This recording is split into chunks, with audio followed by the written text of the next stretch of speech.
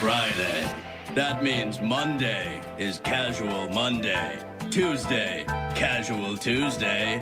Wednesday, Casual Hump Day. Thursday, Casual Thurs. That's what we call it. And Friday, Casual Shabbat. The Majority Report with Sam Seder.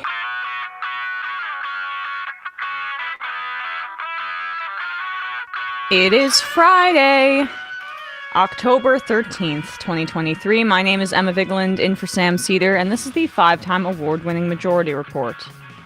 We are broadcasting live steps from the industrially ravaged Gowanus Canal in the heartland of America, downtown Brooklyn, USA. On the program today, Noah Kulwin, co-host of the Blowback podcast and contributing editor at Jewish Currents, will be with us to break down this week in news. Meanwhile, Israel tells 1.1 million Palestinians in occupied Gaza that they have 24 hours to leave before bombs rain down, which the UN has called an impossible task. The death toll in Israel has ticked up to 1,300, 1,400 in Gaza and counting. Hundreds of thousands displaced in Gaza, and fears of a ground invasion mount. Human Rights Watch has verified reports of Israel using white phosphorus on civilians, a chemical that burns through human flesh. Meanwhile, despite there being no verification of Iran's involvement in Hamas's attack, the U.S. is once again walking back a deal that we did with them. The $6 billion in Iranian unfrozen assets that we exchanged for prisoners, now frozen again. So that's great for diplomacy. Awesome.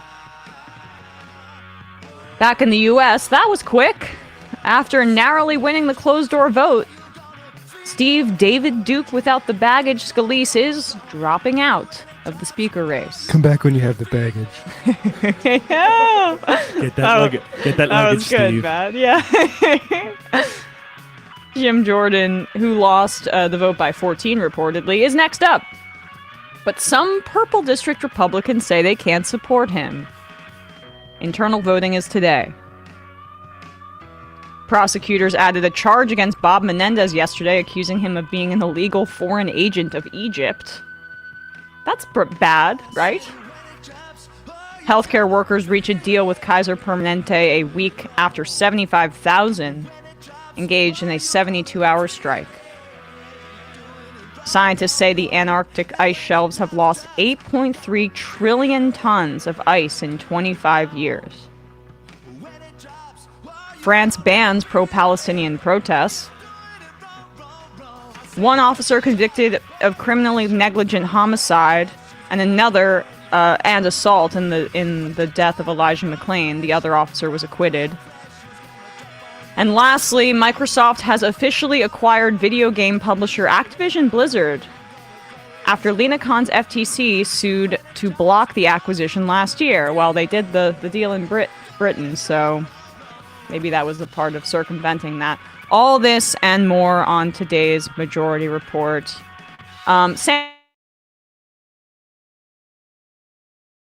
is out today. He is traveling back from the Mass Torts Conference. He will be back on Monday. I heard Matt groan with that Activision Blizzard situation. I need to get your video game expertise to understand why that's significant. Microsoft has basically made a bet, and I would recommend a sort of PC hardware channel actually called Moore's Law is Dead, a video called Xbox FTC Leak Analysis, Microsoft Kills Xbox if Game Pass Fails. But long story short is they've made a bet that basically they need to grow a certain level, and so they're acquiring a bunch of different types of companies in order to do that. And they're per the FTC documents that leaked, there's no way they're actually going to be able to do it. So we're allowing this giant that's basically like not going to be able to survive to buy up all of these companies, and it's going to be horrible for video games. Basically, they're just trying to get so big that they can essentially they need be taken down or broken up. Exactly, they need to. Well, they're aiming for a certain level of subscribers for this Game Pass thing, and they're not anywhere near that. And also, the new Xbox generation is selling like crap. So compared to the PlayStation, so they need to continue to this is their only chance, but it's also like not working. And so like anybody should look at that and say like, oh, we're not going to allow you to keep buying up more great properties and video games because your whole business model is predicated on you becoming a monopoly. Right. Yeah. Well, it was good that Lena Khan attempted to do that, but we still need stronger antitrust enforcement in this country. Yeah, I mean, well, we're going to get into the speaker stuff in a little bit, but I mean, I don't even, like, I was telling Bradley, I woke up at 5 a.m. this morning. I just couldn't go back to sleep. I can't stop thinking about the barbarity that's ensuing and how senseless it is, and what's happening in Gaza right now. This clip here of Naftali Bennett, who's the former prime minister of Israel. He was in that position for around 1 year in the brief time that Netanyahu was out of power. And he's asked here by the British news channel Sky News, the presenter's named Kamali Melbourne, a very simple question. What about the Palestinian civilians? What about them? What about the Palestinian children? And his outrage at that very simple question really says everything. And what about those Palestinians in hospital who are on life support, and babies and incubators whose life support and incubator will have to be turned off because the Israelis have cut the power to Gaza? Are you seriously keep on asking me about Palestinian civilians? What's wrong with you? Have you not seen what happened? We're fighting Nazis. We don't target them. Now, the world can come and bring them anything they want.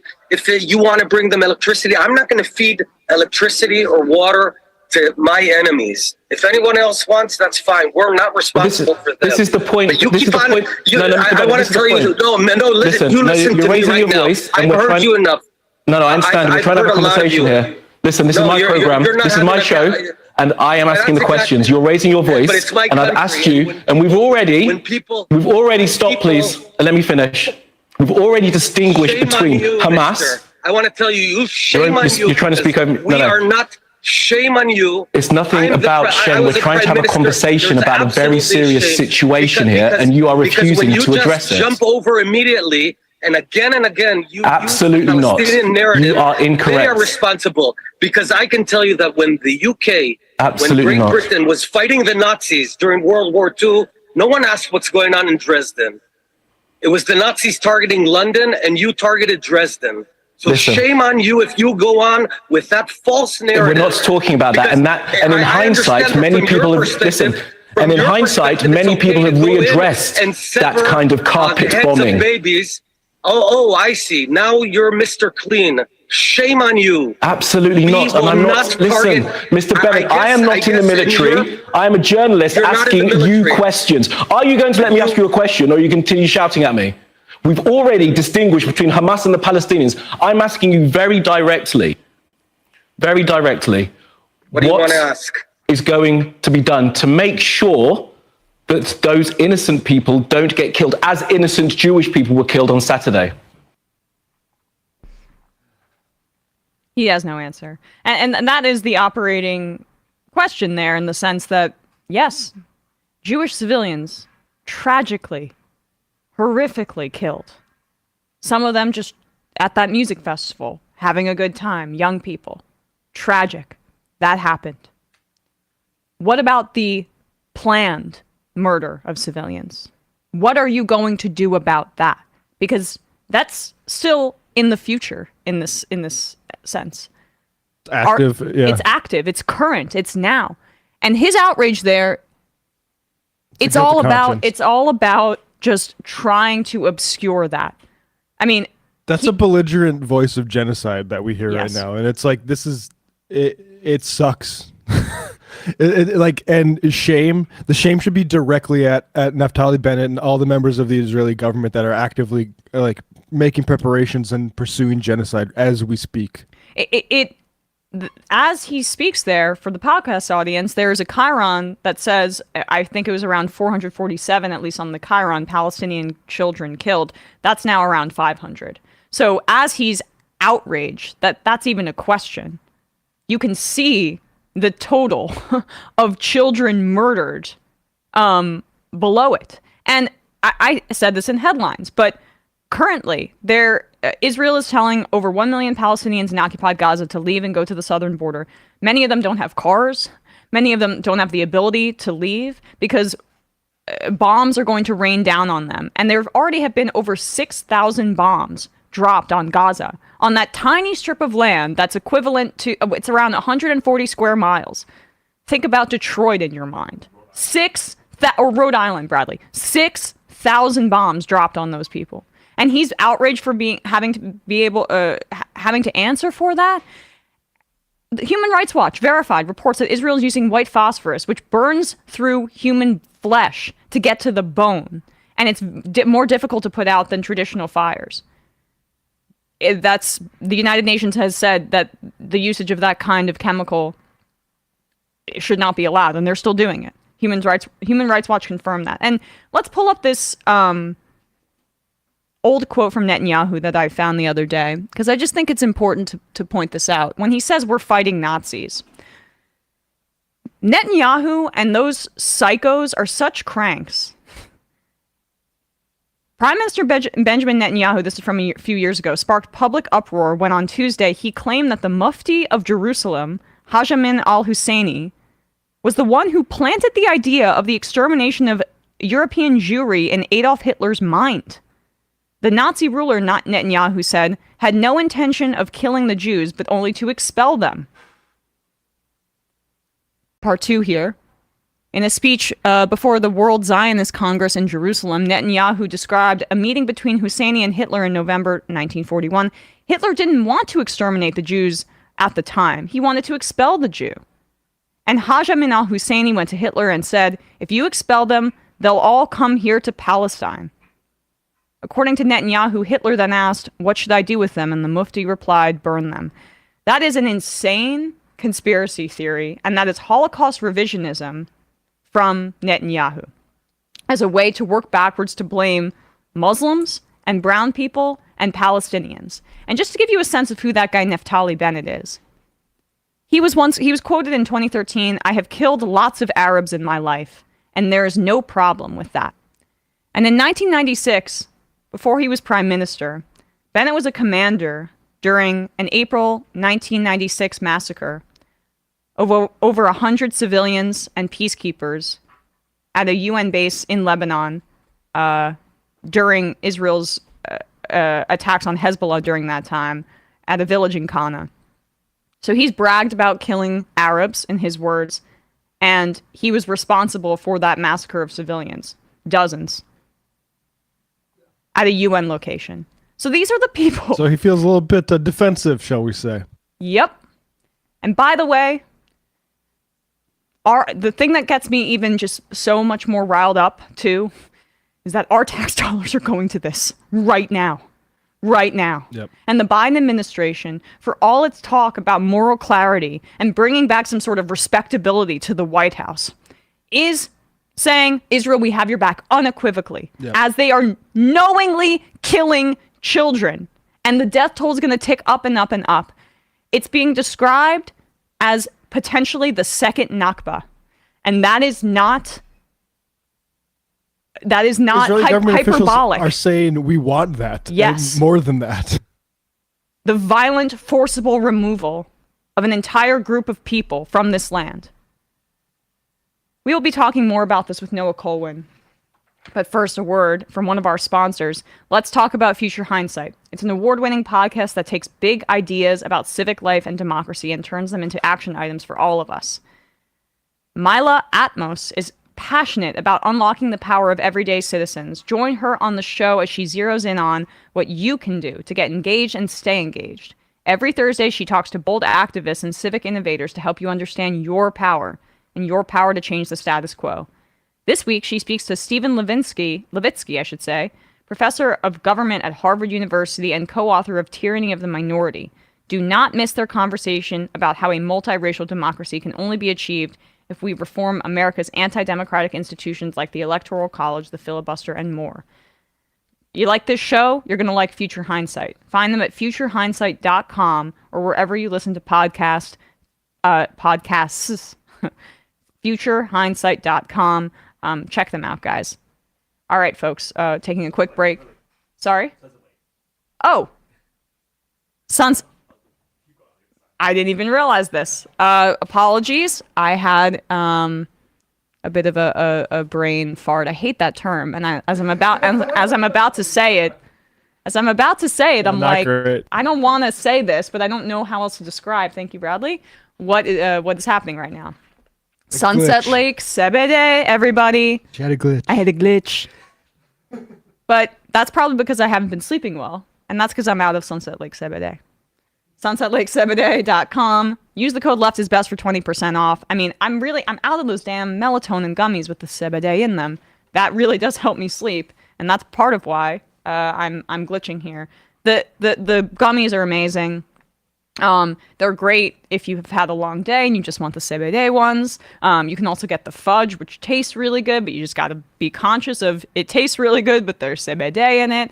I love the melatonin gummies. I love the melatonin dropper. And when I was having some issues with my skin, I had in the spring a rash issue. I think it was like I went to the dermatologist and they said it was just historic amounts of pollen in the air in New York earlier in the spring.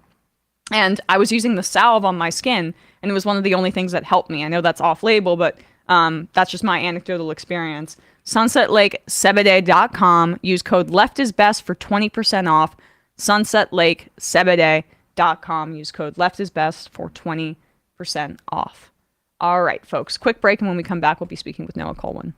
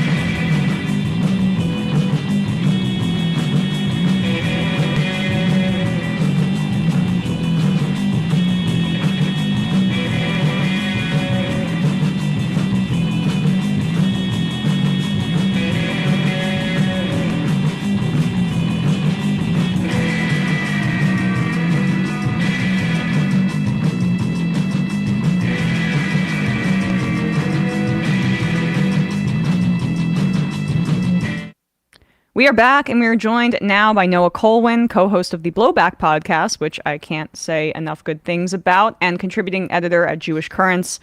Noah also writes for Defector. Noah, thanks so much for coming on today. Thanks for having me.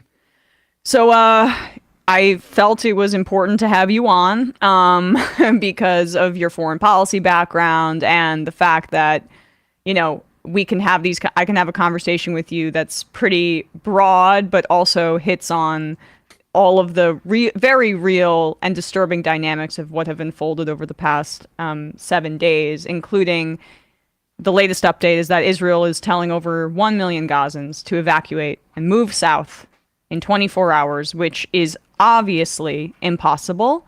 The United Nations has said so. I mean, some people are leaving, understandably, but part of what, I mean, of course, understandably, but part of what the issue is that there has been an electricity and fuel blockade for what, 6 days at this point?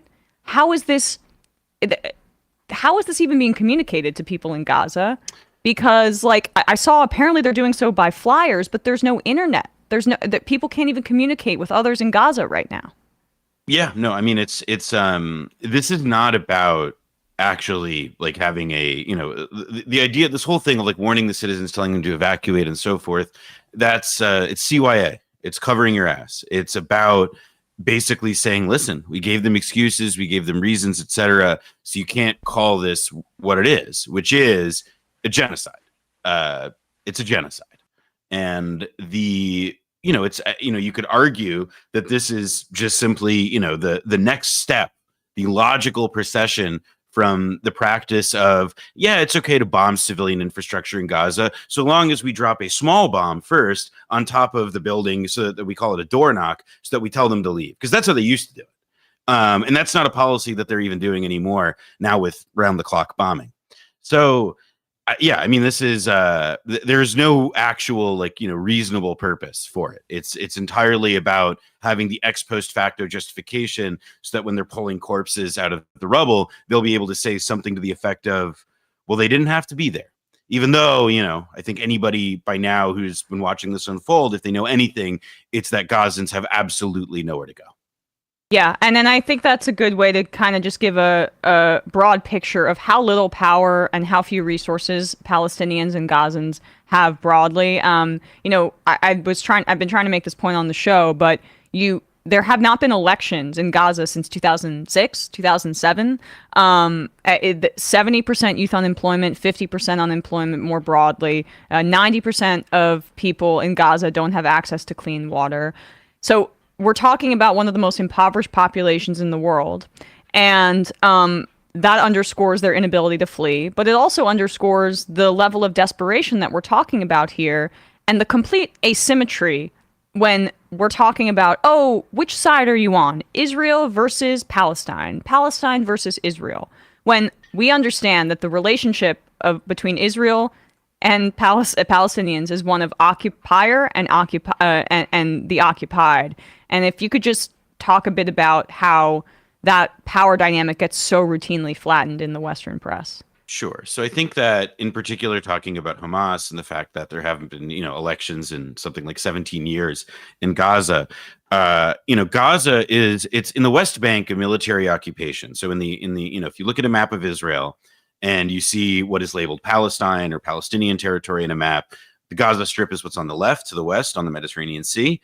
And the West Bank is it's contiguous with the Jordan River, and it looks like it's in the middle of Israel. And in the West Bank, a military occupation, it looks kind of like it sounds. There are checkpoints everywhere within the territory that control the flow of movement of Palestinians. Not to mention, obviously, the checkpoints between Israel proper territory and then where Palestinians live.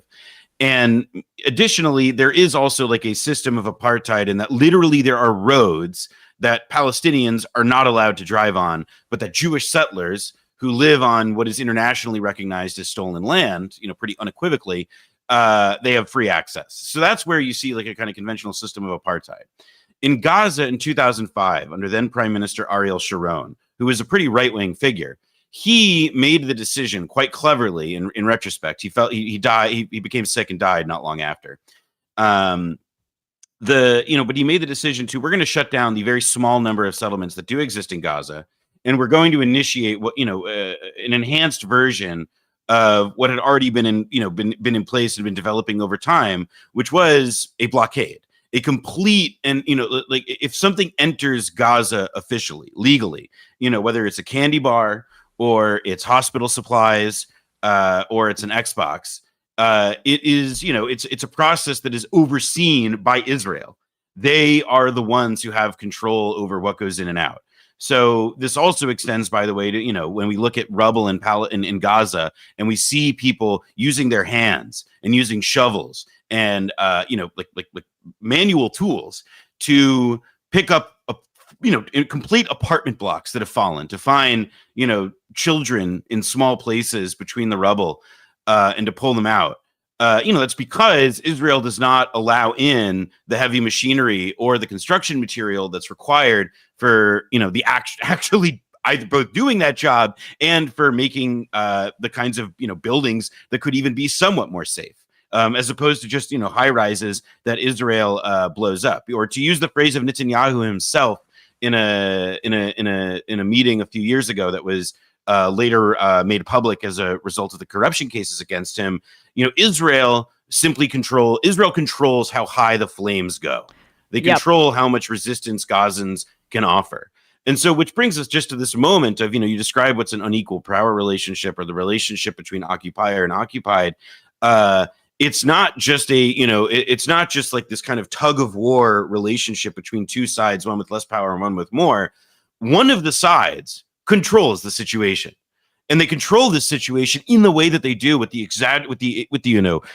inordinate body counts that they possess, both because of hyper-nationalist ideology, but also because this is the way historically that Israel has sought to maintain the control that it has over the land that it does, while giving its citizens the preferential rights that they enjoy.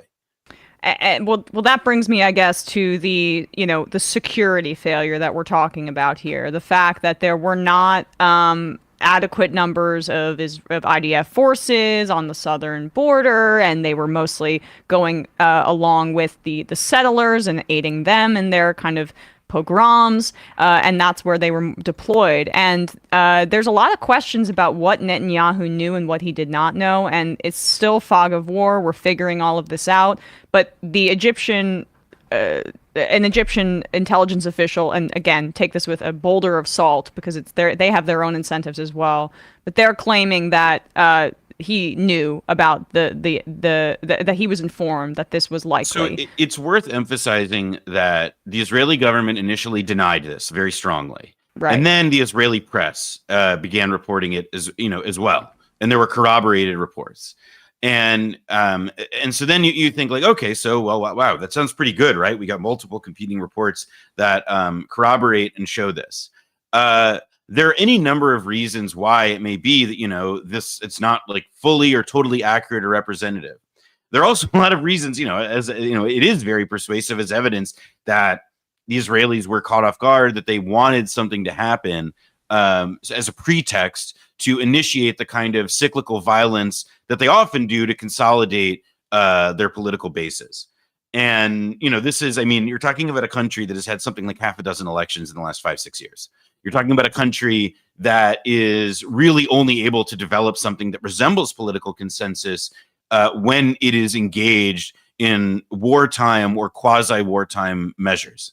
I think the sort of what we have seen since with these denials and the other reports about the Egyptian warning is that there are knives out for Benjamin Netanyahu. He is the most unpopular man in Israel right now. I think that a lot of people kind of rightfully and sort of logically, especially Western observers, thought, oh, wow, well, Bibi's, this is going to fortify his position, right? He's a right winger. There's a terrorist attack. It's going to bolster his position. But the problem is that the Israeli public had been led to believe that not only was Bibi Mr. Security, but that the strategy that he had been pursuing in the last year, and that the policies of supporting the settlers in the West Bank and so on, that they wouldn't undermine the security calculus. That was the specific offer that he made, in a sense. And that was proven wrong. So I think that was Bibi made the fall guy for a broader failure? Because I don't just think it was one political leader who probably, this is, by the way, something familiar in American history. I think we can learn from, which is that oftentimes, it is like somebody bears responsibility and they are also a fall guy for, a whole number of other parties that may have been involved, or in this case, to help direct from what is a more strategic culpability that Israel is in. Because even if Netanyahu is responsible for the depths of this tragedy, in that the massacres in the South committed by Hamas fighters who had crossed from Gaza into Israel proper. If those massacres were committed, it's like Israel has this gigantic military. It's incredibly well funded. It's the raison d'etre that it tells its citizens for is to provide them security. When what incidents like this show is that actually the Israeli military is primarily deployed to maintain rest of Palestinian populations. And so I do really believe that it's a kind of like, no matter which way you slice it, like whether it was invited in or not, what the success of the attack shows, the damage it dealt to Israel, both in the civilian lives taken and in the, hostages, civilian and military hostages taken, not to mention equipment stolen and all this other stuff. It's like whether or not there was some measure of deliberance or deliberate ignorance beforehand, it's a little bit distracting when we don't have more information, simply because what is much more significant and what has a much more substantial influence on the events on the ground now is that the attack was as successful as it was. And that sort of really points to, well, even if they had this deliberate ignorance, the strategic position that they'd put themselves in of just trying to say, well, we're going to keep pummeling Gaza and assume that even though we choke them off, they won't ever resist or they won't ever fight back in a way that we couldn't anticipate. That's been blown totally out of the water. And what that means for Hamas and for the people of Gaza remains a live question now, because Israel's response to that, revelation that the Israeli geopolitical security calculus had this flaw has been to initiate, what we should unequivocally call a genocide, a genocidal campaign to exterminate and ethnically cleanse the Palestinian population in this area. They are considered to Israel a surplus population for whom there is no purpose. And the fairly sick and disgusting prevaricating around setting up some kind of corridor through which they could shunt people out into the Sinai desert, where, Palestinians would be exposed to all sorts of other kinds of violence and depredations. A population of urban dwellers that has been in that territory for 70, 80 years at a minimum. To say nothing obvious, it's just Nakba too, with the added, with the greater horror that the machinery of war is far more deadly, and white phosphorus. I said this in headlines. Not only white phosphorus, but also, this is the most important part, with the outright and explicit consent of not just the American government, but the entire Western world. Mm-hmm. I don't have the words to describe the implications of that, other than to, say that it's giving a permission slip for the worst kinds of acts that man can pursue against man. Yeah, and it also, I think it underscores the exact dynamic that that both of us, I think, are trying to communicate to our respective audiences, which is that condemning a Hamas attack is the easiest thing that one could possibly do. But we are, as Americans, our tax dollars, our government is unequivocally supporting a genocidal attempt by the Israeli government, and that is the active, live question that we are dealing with. And that is there's potential, right? Just to say, like, there's potential in theory to stop the atrocities, as opposed to constantly looking backwards as justification for the future atrocities. And that's what makes the conversation so goddamn infuriating for me, because looking backwards means that you don't have to look at the Palestinian babies under rubble. No, and you also don't have to consider, look, I think the other part of this is that there have been photographs of, let's say, like, North Korean armaments that have probably made their way via Iran at some point in the past, we don't know when, to Hamas, and that stuff gets headlines. I've seen arm control academics share that stuff. But the more prosaic reality is, where does Hamas get its weaponry? Where do they get the tools that they use to attack Israel? They get it from Israel. They steal it. They buy it illegally. They acquire it through subterfuge. They use all sorts of methods. And then, if Israel has it, well, where did Israel get it if they didn't produce it themselves? They got it from the West. And so even if, I have to stress this, like, even if you, are the most right-wing, most, like, zealously feeling it in your bones tribal association with Israel right now, I think that, there is even still, it is worth considering and taking seriously the idea that every time you militarize and try to develop a military solution to the Palestinian problem and Palestinian statelessness, all you are doing, the only thing truly, is, fueling, is I guess reproducing, the conditions for, another cycle of violence and another genocide with weapons that you are introducing into the conflict zone and so forth. And obviously inflaming the desire for people to acquire weapons and, military means through the outside world in other ways. There is what Americans have as a unique political subjectivity. We are citizens, we are in the seat of empire and so forth. And that's why our politicians make it so easy for us and there are no consequences. There's literally nothing that will come back to you in any negative way for condemning atrocities committed by Hamas. But the moment that you start to jeopardize, some of the fundamental strategic assumptions of the American state and of our media about what protects us and what keeps us safe and how that includes a strong Israel. It's at that moment that I think you really begin to, as you say, like it reveals where actually our power as American political subjects and citizens lies. It shows that the more you talk about Palestine, the more you talk about Israeli atrocities, every word you utter publicly on that front does more to advance some kind of peace, simply because that's what our American checks are going toward. They're going toward paying for the Israeli government to, through ways that we cannot even fathom, expand the sphere of violence that consumes this place. Yeah, I wanted to ask you a bit more about the domestic discussion here in the United States, because you talked a bit about how so far there has been polling on this front. Bibi Netanyahu is being soundly blamed for the atrocities and domestically in Israel, and it's not a good situation from him from a polling perspective. But that domestic conversation in Israel runs completely counter to a lot of what we're seeing from the Western press and the complete dehumanization of Palestinians, just basically by in absence of even really talking about them or giving them some sort of. I want to intervene just a little bit, just because I think that there is it's worth pointing out, right? Like 4 in 5 Israelis think Netanyahu sucks. Like Haaretz, like we are seeing a lot of, the Haaretz editorial board, like article gets shared very widely, right, etc.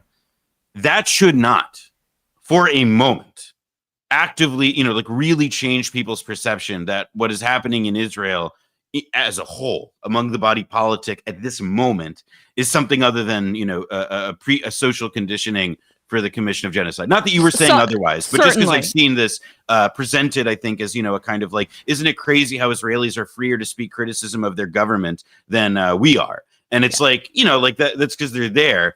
But I think it's, it's in our domestic political situation is just so much more constricted, or feels that way, because our culpability is, in many ways, it comes with the freedom of complete choice.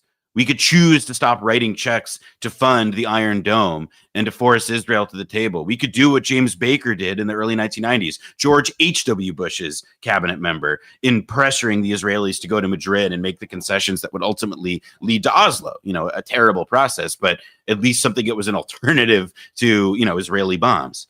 And, that to me is just the kind of like that sort of just about sums it up as the kind of. Certainly, and you mentioned Bush Senior, but like a lot of what I'm seeing in the press, there are parallels to the loyalty tests after 9/11. I actually pulled up an article from Yediot Achronot's English language website, and the headline is "Israel's war is the war of the free world." Opinion: progressive circles, quote unquote, embedded in academia, media provide justification to those who attack Israel and the West. While neither is immune to criticism, their transgressions pale in comparison to the threat posed by the jihadi movement and its offshoots to the very existence of the free world. Like that's 9/11. That is post 9/11 claptrap. And that we are seeing reproduced. This is an Israeli, translated in English, saying this kind of thing, but it's what Lindsey Graham was saying on Twitter and on TV. It's what many Democratic politicians are saying right now. It's a resurrection of the rhetoric from after 2001, when to justify the vast atrocities that we would carry out in, not just those few months after 9/11, but in the years to come, we had to create a scale of conflict that could suit the, our imagination, as opposed to, a more prosaic reality, which is that we literally funded and trained the guys who did 9/11 to us. I mean, the Israeli government funded Hamas. Exactly. It's so there becomes this, like, you have to, you could argue that the capacity for developed nations to deal this kind of technological destruction is, that it has a pattern, that it has a kind of, that there is a shock and an indignation that comes when, there is a blow that is dealt, and there is the immediate, a desire to say, well, this was an exception. This tragedy, whether it was, Israelis massacred in the south in the desert at kibbutzim and at a music festival, it exists as an exception outside of the patterns of conflict that preceded it and afterward. And that's an exception and a privilege that can get claimed by, the Western press and by the Israeli press, because they have the resources for it and they have the audience for it. And they have, it's, it's rather like, I think that, if anything, is one of the in addition to just like trying to lobby the American government in whatever limited and fairly pathetic ways that American citizens have at their disposal on these issues, is also to just, remind people that, like, yeah, Hamas soldiers, and it's not just because badly, like, oh, life is bad in Gaza. There is the tragedies of this past week, alongside the very, limited slivers of hope that many Palestinians took from seeing the separation barrier torn down and so on. It's directly related to the pogroms in Hawara in the West Bank earlier this year. And just a few years ago, when the Palestinians launched in Gaza a great march of return, a peaceful march protest that was just, it was a mass, it was a slaughter. Israeli soldiers murdered hundreds, permanently wounded thousands. And, I think that is the kind of thing that you don't invoke as a way of saying, well, this cancels out, the massacres in Israel. No, it's a way of explaining, how did those massacres in Israel happen? Because these things don't, these acts of violence do not arise out of nowhere. And for what it's worth, I think Americans should, consider taking a fucking look in the mirror themselves and thinking about, like, well, gee, why is it that people commit mass fucking shootings all the time in this country? And have the means to do it and so forth. Like, I think it would be wise for us to consider, like, when we do have these explosions of violence that take place and, literally do not make sense or are unable to be processed by, people who do live, like myself, fairly comfortable and untraumatic lives, to ask, like, how it is that these crimes register with them and the others do not. Well, I mean, I saw, and I'm gonna honestly forget who made this. Oh, it was Murtaza Hussein. Made this point on Twitter that Americans have more of a visceral understanding of what it means to be shot to death because of our domestic experience, but that it's so far away from our imagination, having relentless bombing on top of your homeland in such a highly concentrated area. And I know we don't have you for too much longer, so I could expect we could talk even more about that. We could go forever, but I wanted to kind of really ask you this final question and talk about this.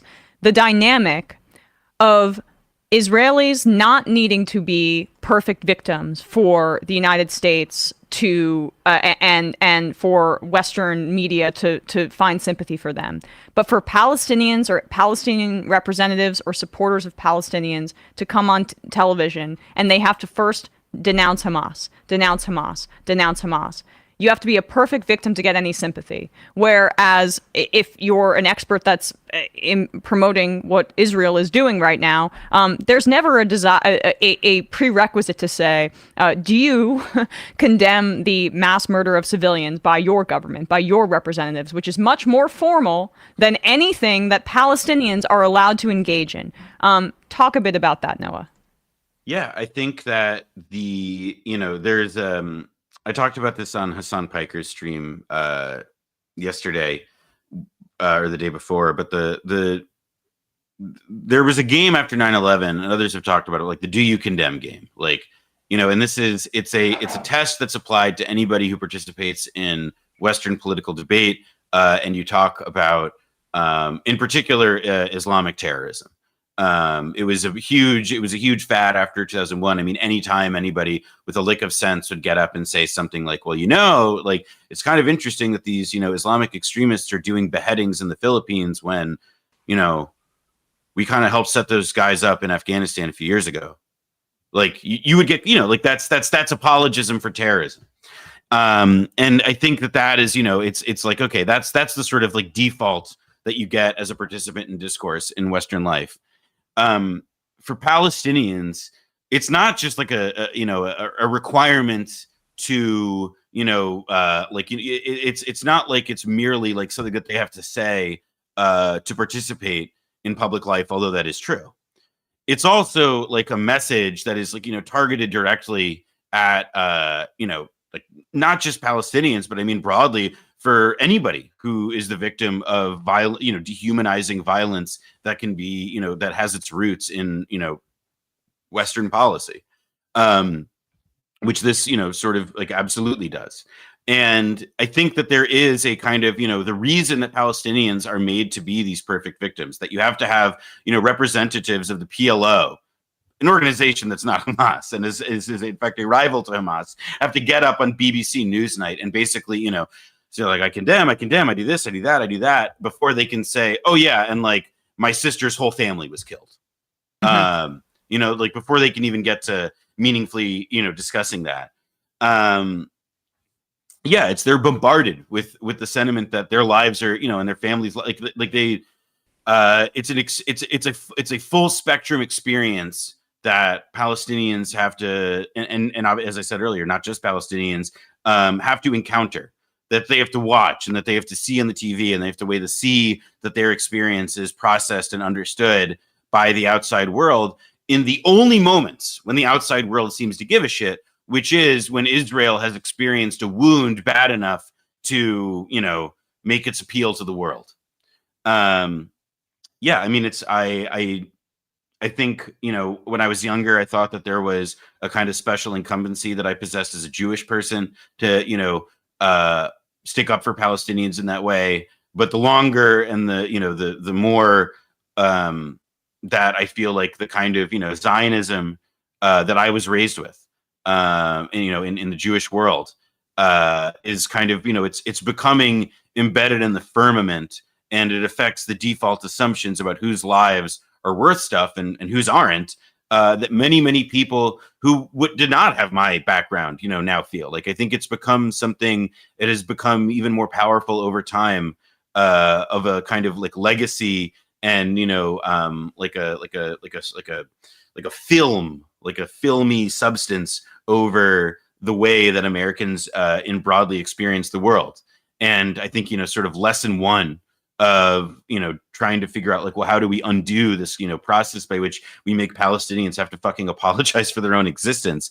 It kind of begins with, directly confronting these frankly, deeply racist assumptions that, guide our decisions about whose lives are worth shit and whose aren't.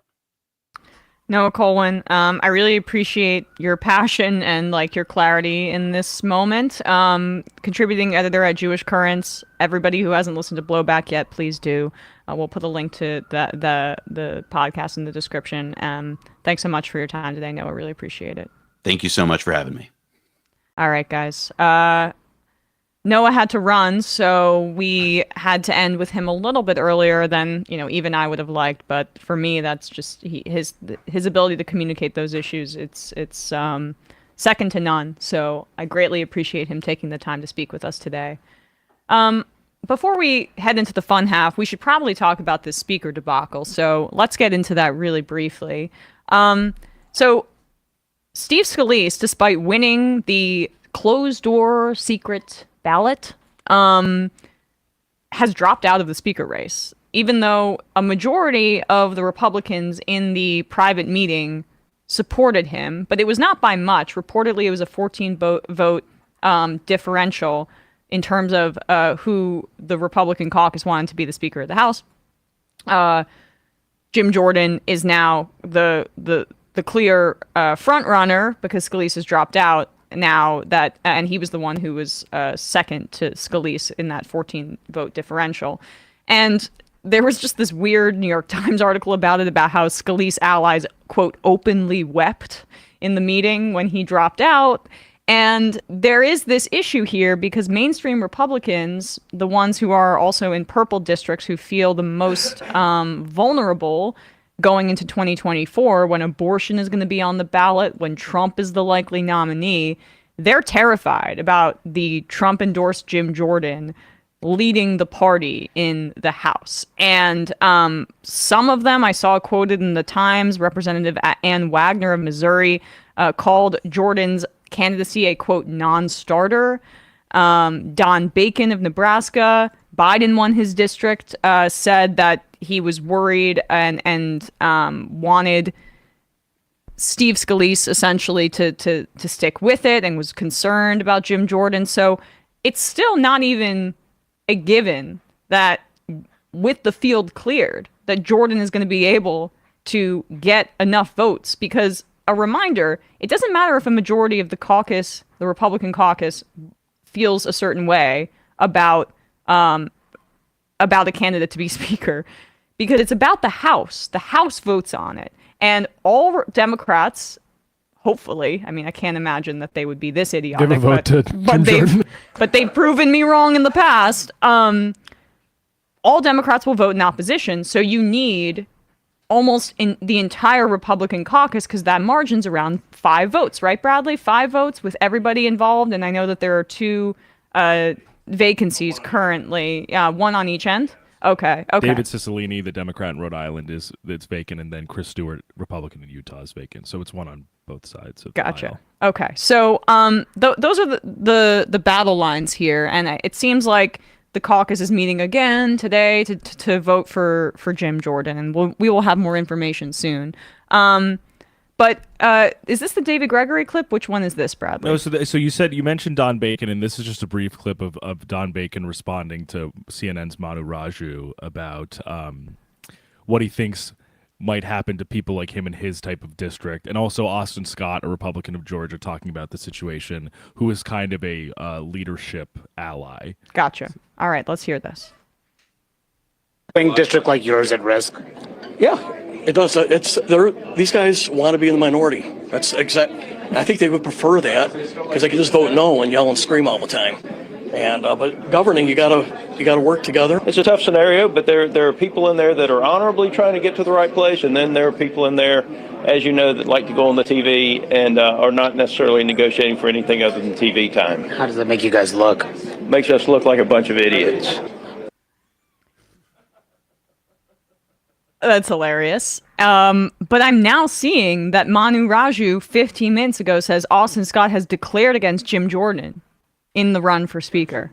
To run. Can you confirm that?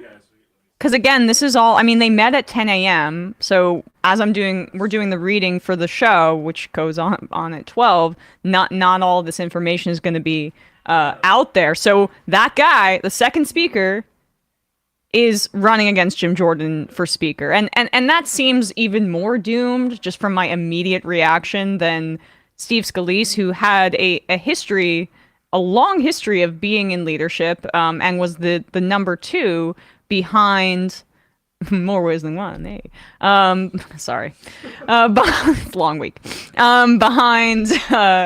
Behind Kevin McCarthy at the time. So in terms of like the traditional structure, it would have been him. And apparently a majority of that caucus wanted it to be him. But Trump endorsed Jim Jordan, so it's got to be Jim. It's got to be Jim. I don't think this Austin Scott thing is going to work out, but it does mean that there's going to be more chaos. Literally, I've never heard of Austin Scott. Yes. He's like a very anonymous Georgia backbencher, like extremely juiceless. Yeah. Sounds like a second baseman for the Nationals. It does. So good luck with that, Austin. But it seems like eventually it'll be Jim Jordan. It's just, what is Jim Jordan going to concede? What is Jim Jordan going to concede? It'll be a different constituency that he has to concede to here. The difference is that when Kevin McCarthy wanted to be speaker, he had to work with the Matt Gaetz crowd, who basically got, after 15 rounds of voting, in their agreement, an option to do a vote anytime they wanted to remove him as speaker. That's how power hungry McCarthy was. And he agreed to that. And look what happened. Matt Gaetz did it. I think that at some level, McCarthy just wanted the power and just compartmentalized it and thought that, no, a member wouldn't do that and sow such chaos within our caucus for absolutely no reason. Well, looks like it did, because the thing that someone like Representative Bacon there does not understand is that the Republican Party doesn't care about governing. This is... They got all this money getting attention in opposition. Exactly.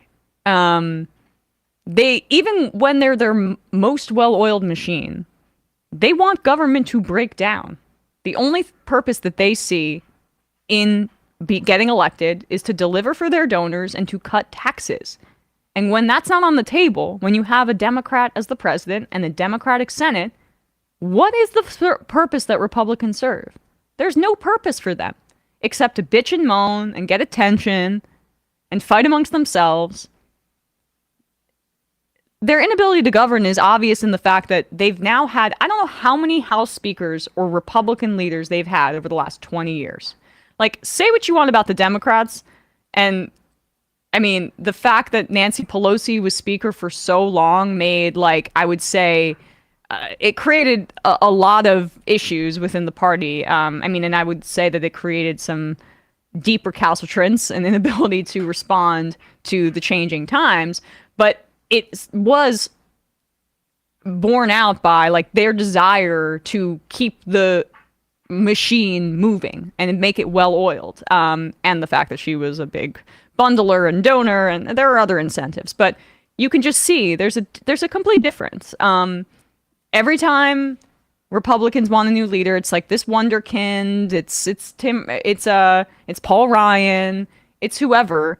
Whoever is going to appeal to the base in the current moment, and what are the base's desires, no one really even freaking knows.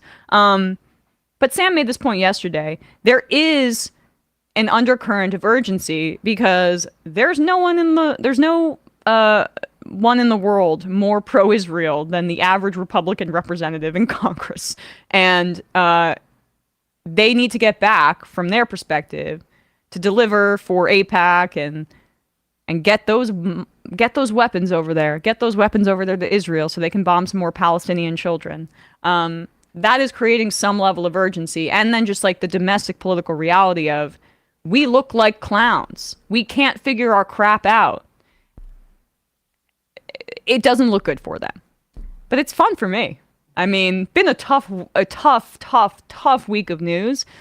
But I will always take Republican infighting. I mean, honestly, it's like bread at a restaurant. I'm always going to say yes. I'm always going to say yes to that. All right, guys. We will head into the fun half. Kind of a shorter, casual Friday, but yeah, it's I don't even know what to say. I don't know what I'm adding here, but we'll do some more clips in the fun half. We'll probably talk about Karine Jean-Pierre's response to a reporter's question about the squad's response. We'll do a little bit Matt Walsh and his opinions on colonization. But if you haven't, guys, check out ESPN. Yesterday we talked a bit about Connor Bedard's debut and the latest generational talent to enter the NHL, and how 2 games in at like 19 years old he really looks the part. And then we gave our picks against the spread. I'm beating Bradley. It's slowly but surely. I'm gaining ground.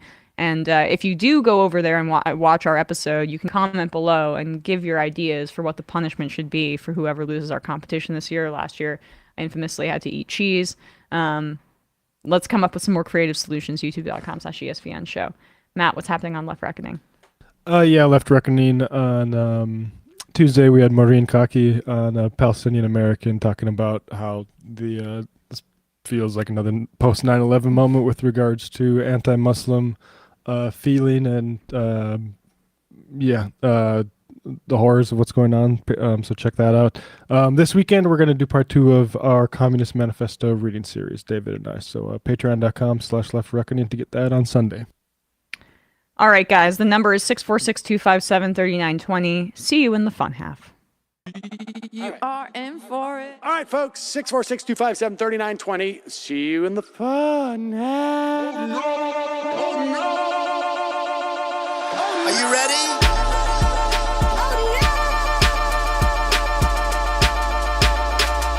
Who sent us this? Alpha males are back.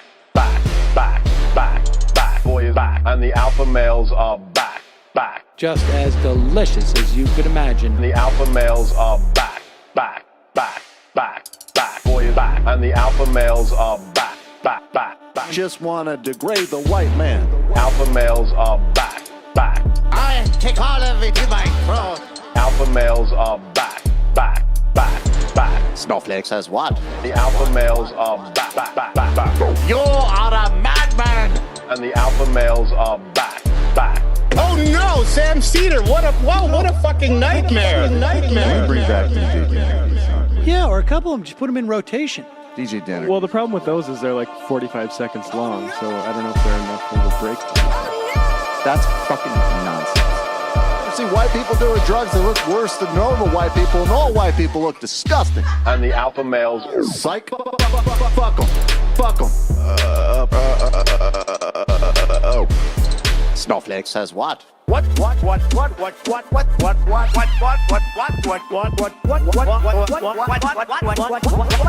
Snowflake says what? A hell of a lot of bank. A hell of a lot of bank. A hell of a lot of bank. Okay, I'm making stupid money. Hell of a lot of bank. A hell of a lot of bank. All lives matter. Have you tried doing an impression on a college campus? I think that there's no reason why reasonable people across the divide can't all agree with this. Psych. And the alpha males are back. And the Africans are black African. And the alpha males are black. And the Africans are back. When you see Donald Trump out there, doesn't a little part of you think that America deserves to be taken over by jihadists? Keeping it 100. Can't knock the hustle. Come on! Fuck 'em. Things I do for the bigger game plan. By the way, it's my birthday! Happy birthday to me, Jew boy! I have a thought experiment for you. And the alpha males are back. Africans are black. Alpha males are black. Africans are back. Come on! Come on! Someone needs to pay the price for blasphemy around here. I am a total pussy.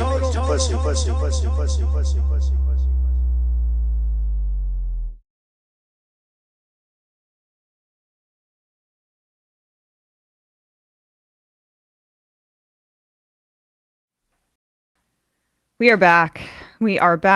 I'm going to read some IMs. Old Thunder says, a lot of the dialogue supporting Israel's purposeful targeting of Palestinian children is so effing hard to listen to. It's incredibly disturbing how close it echoes Kurt's in Heart of Darkness. Exterminate all the brutes. Yeah. Same thing. Ben from Ohio, this week has been horrifying and draining. We really need these fun halves. Well, we'll probably have some. Do our best. There's literally no other content, so we'll have some other stuff, but to more from the five, did you guys have that clip of Owen Jones talking on Sky News about the conflict and addressing the suffering of Palestinians? Yes, we do. Let's play that now, actually. I've been wanting to get to it earlier in the week, but we just hadn't. This is a clip of Owen Jones in the UK, who is a Guardian columnist. I believe he identifies as a socialist as well. And he was brought on to debate Labour MP Margaret Hodge. Labour MP. Just pointing that out there. Oh, yeah. Not a Tory. Labour MP. And this is the thing, like, the UK has went insane along this same line and basically ran Jeremy Corbyn and his wing out of the party based on this smear that they were anti-Semitic when really they had criticism of this genocidal apartheid state that is doing genocide right now. And Owen Jones, I will say, I think could have been a little bit more forceful in standing up for that moment, because I think we're at a loss because they won that with that tactic. But I'm glad to see him, stand up for on the right side of things in this moment, because this is. I will say really this was like a few days ago, right? So it's even like the Hamas attack's even more fresh. So I'll give him that great.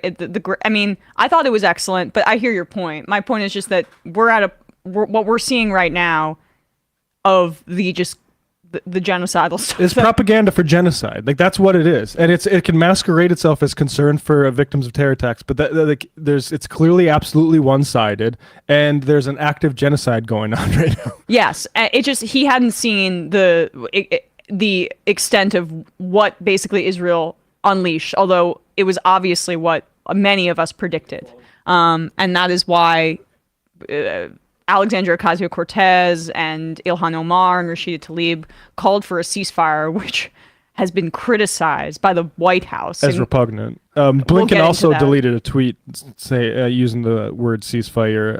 It's repugnant to call for peace, apparently. I mean, because violence is the answer, is the implicit message being sent, and Exactly. Israeli violence is good and Hamas violence is bad. So this is a bit long, but you'll see how desperately Owen tries to get through here, and just how there's absolutely no way to penetrate. Your experiences of it does bring it to life, what some of those horrors are that we've seen. Do you share that fear that things are going to get worse before they get better? Yes, of course, and obviously, firstly, it's so important to share the disgust and horror at what happened. I was at a rave on Saturday with my friend who's an Israeli citizen, and I was with him as he took a call from his family. His niece escaped that rave. Two of her friends were kidnapped and are now being held hostage by Hamas. There's no cause on earth which justifies the slaughter of innocent civilians, and the horror and disgust is raw with so many people, and the anguish of what those left behind are going for is indescribable. Obviously, my concern about what happens next is partly informed by what's happened before. When we talk about how Israel responds, already the Israeli government, which is a far-right government, have made clear that they will institute a policy of collective punishment. The defense minister said, I've ordered a complete siege in the Gaza Strip. There will be no electricity, no food, no fuel. Everything is closed. We are fighting human animals and we act accordingly. That is the language of war crimes. It is illegal under international law to impose collective punishment on a people. 80%. I've let you speak. So you're going to respond. 80% of those who live in Gaza, which is an open-air prison, depend on humanitarian aid. But you're not acknowledging, Owen. You're not acknowledging, Owen. Margaret, I've let you speak at great length. I tell you what I can't stand is that you're using the horrors that we've experienced in the last 3 days to bang the drum about an issue that you've been... Pause it. I'm sorry. This is exactly the problem of, like, as if this shit all started the last 3 days. And I will say this absolutely I stand on this. There is no cause that justifies this violence, but there is a history that explains it and a structure that explains it, and that is apartheid and occupation. And this desire to wipe that out is apology for those systems, and it is also setting the table for future cycles of violence, as Noah said. Like, I'm so disgusted with this all these sort of like supporters of Israel, the Israeli government, just can't. They're just like desire to get in there with, but you're not. No, you are the one that is not accepting the situation here, which is apartheid and occupation and desperation. Like that is, and the idea that like anybody who is bringing that in defends terrorism. You don't see us making that thing like, oh, you must like apartheid and you must like occupation. But like the farther this goes on, the farther the less willing I am to grant people that grace. Yeah. And I'll just say, like, you want the carpet bombing of Gaza, you want those people removed, and you want that land, and that's what you care about more than any. I don't think you care about the people that died. I think you want to use them as a propaganda object to kill more people. I mean, you said it exactly right. It is the fact that there's this driving, relentless push to look only backward, as opposed to, only backward like 72 hours. Right. Sorry, but like as if this isn't about to happen, right? As if there aren't about to be more murders. Like it's like watching like something and you have no control over it. And it is aiding exactly what you're saying. Let's keep watching. No, I'm not. And what I think Margaret, you should really think about is how the people of Israel who have now been there for, have nowhere else to go. Margaret, they have nowhere else to go. Is it possible for me to respond? Right now, Palestinian children whose life is as sacred as a child in Israel are being slaughtered. They are dying. Okay. Now, 50% of the please let me finish. I'll let you come in. 50% of the population of the Gaza